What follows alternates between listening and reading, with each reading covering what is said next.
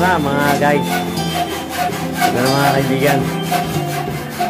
Ano na ang lagay ng aming ginagawang bahay ngayon. Sa ngayon ay kasalukuyan na kami nag-aasintada. At nagbabakbak ng ating poste. Itong dalawang ito, pinahihirapan sila ng poste na binabakbak nila. Pakita ko sa inyo mga kaibigan kung ano na yung status ng aming ginagawang bahay ngayon. Ito. Kasalukuyan na kami ngayon nag-aasintada ng hollow block. Ito. Dito sa main door. Ito. Yan, sintadahan na dito. Ito yung bintana. Tapos doon, yan yung main door, pinto. Ayan. Ito yung bintana ulit dito sa may harap ng garahe. Tapos, ito pinto ito galing sa garahe papunta ng bali backdoor ito, backdoor. Yan. Nakatatlong patong na doon sa kabila. Pang-apat na. Ito naman dito sa may lawas ay dalawang patong pa lang. Nag-umpisa pa lang kami mag-asintada ngayon. Bali pangalawang halo pa lang ito ng pang-topping. Pang-topping. Ito. Dito may bintana rin dito sa gilid ng kusina. At itong dalawang ito, nagpa-deliver pala kami ako ng ano kanina, ng hollow block. 300 hollow block lang muna. Kasi dito lang naman sa baba muna ito eh. Medyo kasi na siguro ito rito kasi doon sa kabilang side na yun hindi na mag-aasintada ron dahil doon nga ibuhos. May pinapatibag ko itong posting ito. Grabe yung tigas oh. Oh, kaya nang umaga pa ito eh. Grabe kabayan. Hindi pa natitibag dahil napakatigas ng buhos. Wala nabagsakan pa ng bato yung paa na rin aking bodyguard ay oh. Oh, sakit yan. Huwag ka dyan sa harap at nang hindi ka mabagsakan. Talsik. Talsik yung ano. Mag-ano ka pati, magbuta ka. Yan, may buto si kuya. Nasa taas. Huwag kang buta. Complete na battle girl. Magsuot ng buta. Dahil yung bagsak ng mga tinibag na bato ay matatalim yan. At saka magbigat yan. Bato talaga yan eh. Eh, nakakasakit ng pa. Hindi pa nakasuot ng mga safety, walang helmet, walang sapatos, walang safety gear. Alam mo, mga local construction to sa amin kaya kulang kami sa gamit. Kulang kami sa mga pang safety. Kaya kailangan mag-ingat ka sa sarili mo. Ayan, suot mo yung buta. Para hindi tinatamaan niya ng mga tibag na mga bato. Ito, may katigasan talaga ito eh. Matigas ang ulo nito. Tinitibag nilang ito. Ito kasi, kailangan matanggal yan. Kasi dito magbubuhos dito ng pader. Magbuhos ng pader dito para hindi na mag-hollow block. Para nga, sabi ko nga, sa mga nakaraang kong video, eh, hindi pwedeng asintada lang dito. Kasi nga, nangyari dyan eh, pag uulan siya, yung tubig galing sa taas, sa firewall, ay kakatas yan dito sa gilid ng pader at tutulod yan dito sa loob. Kaya ang remedyo riyan ay buhos, konkreto. Magamangamoy dyan ha. Hindi Magamangamoy ansad dyan. Hindi asintada ng hollow block. Pero din sa kabila, kasi dito naman ay may overlap dito ang slab. Kaya okay lang dyan na may asintada. Hindi kakatas ang tubig yan. Ayan.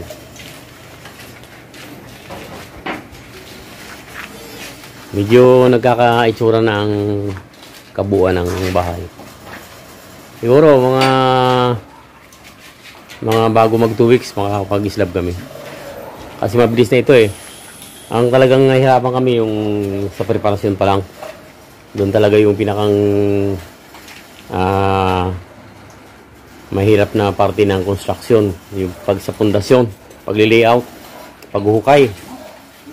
Kailangan ay laging maganda yung preparasyon para hanggang sa dulo, hanggang sa matapos ay matibay ang pagkakayari at saka walang mga error. Kasi pag may mga error ka mahirap yun. Simento ito Konkreto to kaya kailangan ay may tama yung mga dapat itama. Yan dito. Asintada na ito hanggang taas itong sa may garahe. Garahe po ito ng tricycle, hindi kotse. Wala po kaming kotse dito eh. Saka kung mayroon man, hindi kasi rito, maiksi lang to.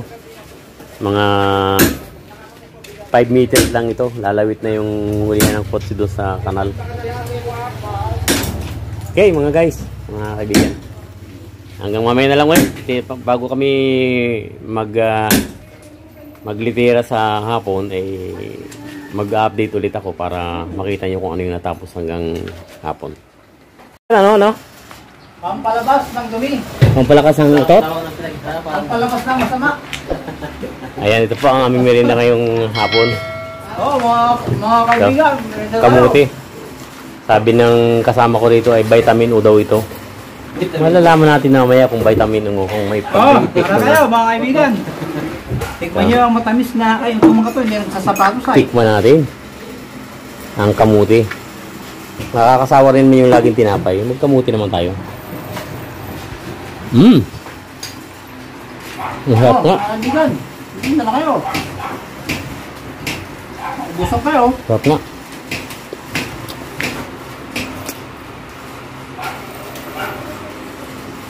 Harap nga ang kamuti. Saan po na? Saan po siya? Ayun. Ang motor. Ang motor. Ang motor.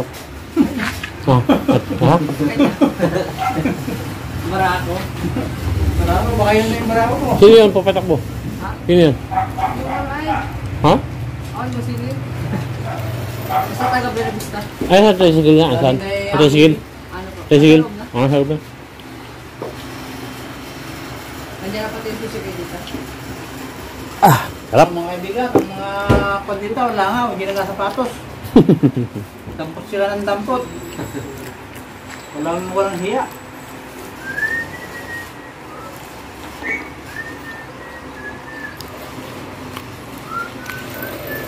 May iba naman. Hindi nga puro tinapay.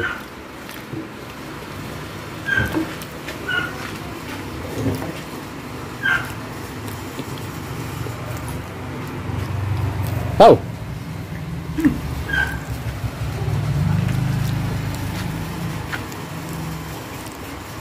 Ito po mga kasama namin dito.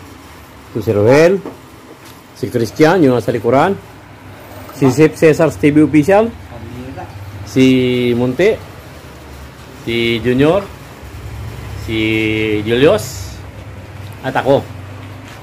Yes, babaw. Ay, Yeah. Ba, mamaya pa ngayon na.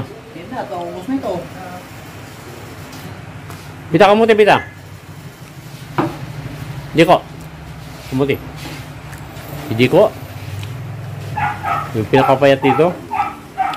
Lalong magain mo to. Hindi pwede kayo dito duwil yan.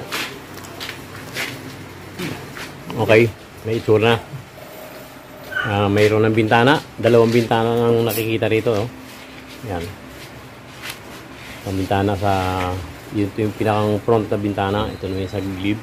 Pag yun ay tuloy-tuloy. Ito yung main door namin. Talaga. Pag yun tuloy-tuloy yan, diretso yan. Tapos dito yung back door. Yan, yun ay tuloy-tuloy. Doon ang kusina. Sa likod niya yun. Maliit lang. Maliit ang aming bahay. Bali, ito ang kinalabasan ng trabaho namin ngayong buong maghapon. Naka isa, dalawa, tatlo, apat, naka 5 patong na hollow block.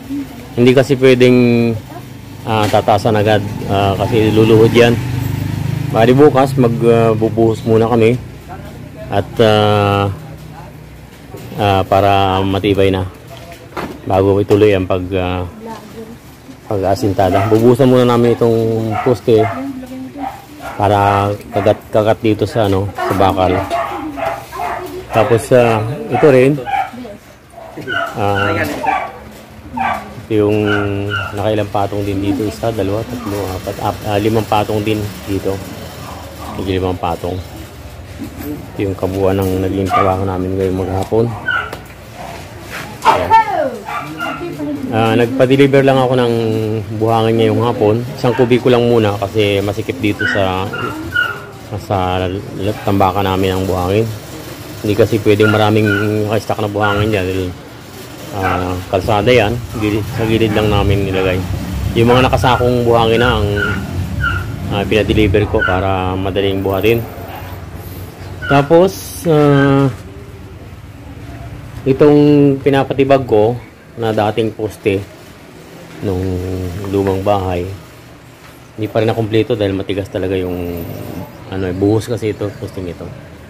Pero kailangan tanggalin yan kasi maglalagay kami ng panibagong pader dito.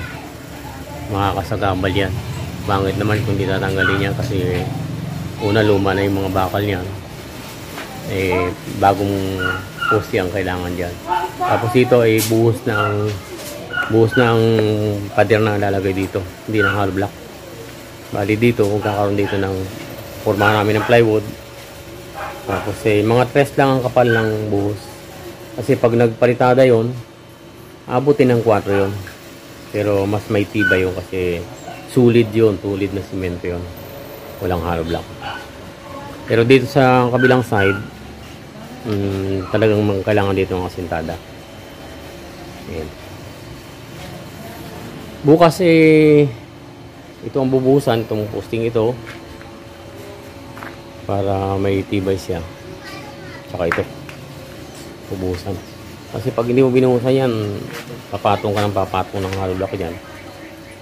Pwedeng bumagsak yan kung walang solid na magdadala ng bigat ng hollow block. Kailangan buhusan ito ng simento. Bukas gagawa kami ng forma. May mga plywood pa naman kami dyan. Yung munang gagamitin namin. Siguro sa isang araw, mag-order na ako ng plywood na gagamitin para sa mga pamporma. Saka sa slab. Para makapag-preparasyon na kami. Gagawa na kami ng mga pamporma para sa mga runner. At saka dito sa buhos ng mga poste. Tapos yung mga buong plywood, yun yung gagamitin na pinakang sahig ng slab. Yun lang mga kaibigan ang accomplishment namin sa araw na ito.